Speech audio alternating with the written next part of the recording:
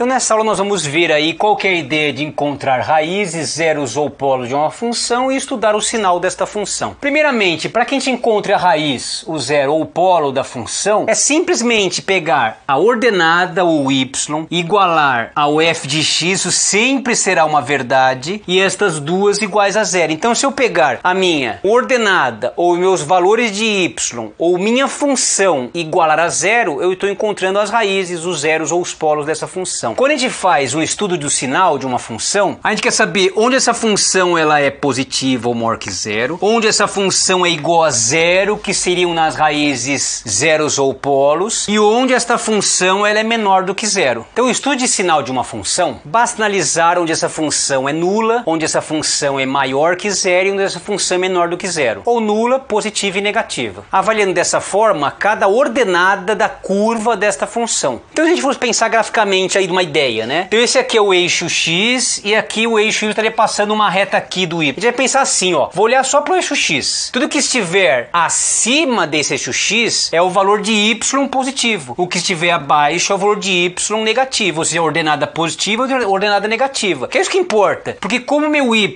exatamente é a minha função, o que está acima do eixo, por exemplo, essa parte ela é positiva, esta parte vai ser positiva. Observe que esta parte está abaixo do eixo, então é negativa. Esta parte está acima do eixo, então ela é positiva. Observe que aqui continua também positiva, está acima do eixo. E veio aqui, ó, para baixo desse eixo, ela é negativa. Então a sua função ficou em negativo, positivo, negativo, positivo. Então eu só vou avaliar quando está acima do eixo ou abaixo do eixo. Mas será que eu vou ter que sempre fazer o gráfico para poder enxergar isso? Não. Olha que negócio chique. Nós vamos verificar aqui um procedimento para fazer o estudo de sinais. Então toda inequação você pode resolver desta forma. É um método muito chique, porque esse método, o que ele vai fazer? Ele vai fazer você evitar aquele método do varalzinho. Então evita você fazer o método do varalzinho e na minha opinião, muito honestamente, ele é muito mais rápido. Então qual que é o procedimento? Na verdade são 5 passos que eu escrevi aqui, mas a gente vai ver se o vídeo não vai ficar muito longo. Se ficar muito longo eu faço na próxima aula, eu faço um exemplo numérico com bastante calma. Vou deixar a próxima aula mesmo. Aqui vou deixar só o gostinho de como funciona o procedimento. Na próxima aula a gente faz aí um exercício de forma numérica por completo para desenvolver desta forma aqui. Vou pegar um bem zoneadinho, mas para que a gente tente entender aí como funciona. Então o primeiro passo é fazer o que? Colocar todas as expressões em fatores do primeiro grau. Aqui entenda o que eu estou falando. Eu vou colocar nos comentários o link da fatoração, da lista de fatoração. Dá uma olhada nela. Por quê? Porque o que eu estou falando aqui de colocar em fatores do primeiro grau é fatorar. Mas na verdade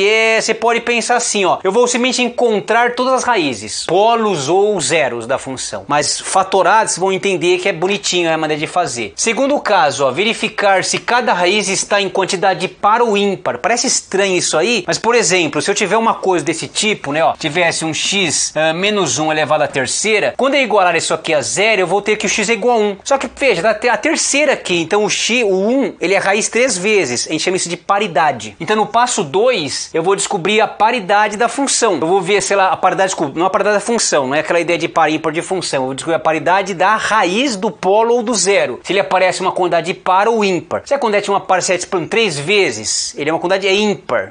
A minha paridade da raiz é ímpar. Aparece 4 vezes, a raiz é par. Tem que descobrir isso no segundo momento. No terceiro momento, colocar uma reta eixo x e colocar a letra p sobre a raiz em quantidade par e i sobre a raiz em quantidade ímpar. Vamos ver mais 2 passos aqui para completar esse procedimento. O quarto passo é escolher um valor a entre as raízes e verificar se o f de a é positivo ou f de a é negativo. Em outras palavras, qual que é a ideia? Você tem que escolher um valor qualquer entre as raízes pelo seguinte, para saber se aquele intervalo ele vai ser positivo ou negativo, você não pode escolher sobre a raiz. Por quê? Se porventura meu a fosse a raiz, quanto é que dava? Isso daria zero, porque a raiz, o polo ou zeros da função são encontrados quando eu tenho aqui a minha raiz, polo ou zero, tem que dar zero. zero. Então só cuidado com isso. Tem que ser um valor A que não pode ser uma raiz, tem que estar entre o intervalo de raízes. Feito isso, no passo 5, eu acabei não escrevendo porque acho que é mais fácil mostrar do que escrever. A ideia é assim, ó, vamos supor que eu encontrei as raízes A, B, C e D. Então são números. Eu quero dizer aqui que A, B, C e D pertencem lá aos reais. Então aqui a gente não vai ficar viajando muito não. Aí acontece, vamos dizer que o A ele apareceu 2 vezes,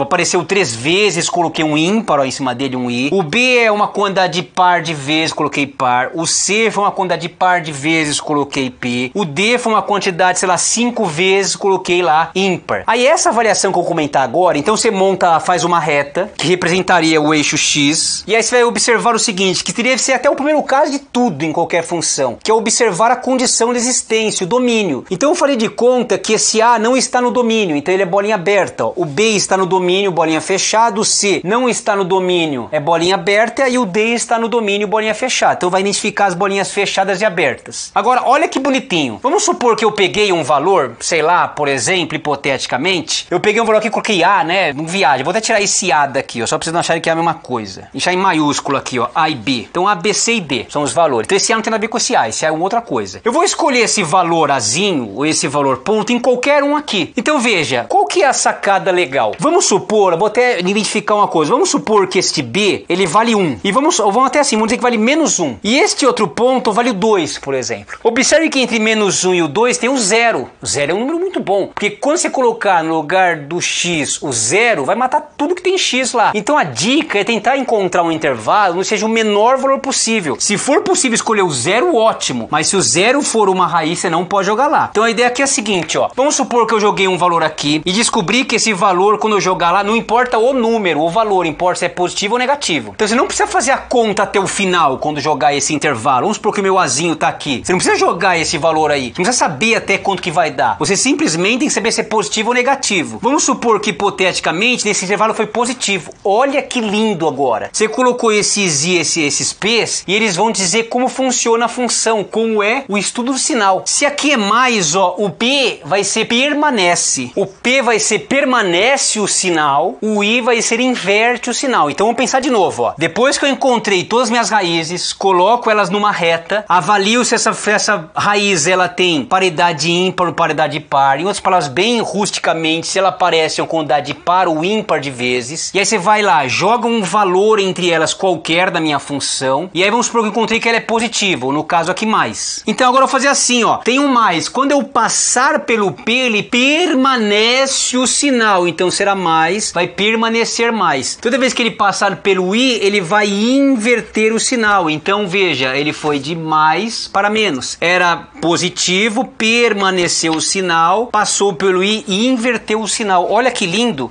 A minha função seria assim, ó. Aqui é negativo, então provavelmente ela está abaixo do eixo. Não sei como, mas está abaixo do eixo. Aqui não é positivo, então esse pedaço está acima do eixo. Observe aqui, poderia acontecer tanto isso como isso, porque acontece, é uma raiz, né? Então o que pode estar acontecendo é provavelmente isso aqui, ó. Ele está ficando acima do eixo, está batendo aqui no ponto que tem que ser 0, tá vindo para cá, ó, positivo. Aqui é positivo também, então tá acima do eixo. Por exemplo, uma coisa assim. E aqui deu negativo, é abaixo do eixo. Minha função poderia ter esta cara aqui, ó, que bonitinho, ó. Ela poderia ser uma coisa desse tipo. Lindo demais, chique demais. Funciona sempre essa técnica. Na próxima aula a gente vai fazer um exercício numérico desta ideia para implementar esse procedimento. Falou, gente, forte abraço para vocês, tudo de bom. Falhou!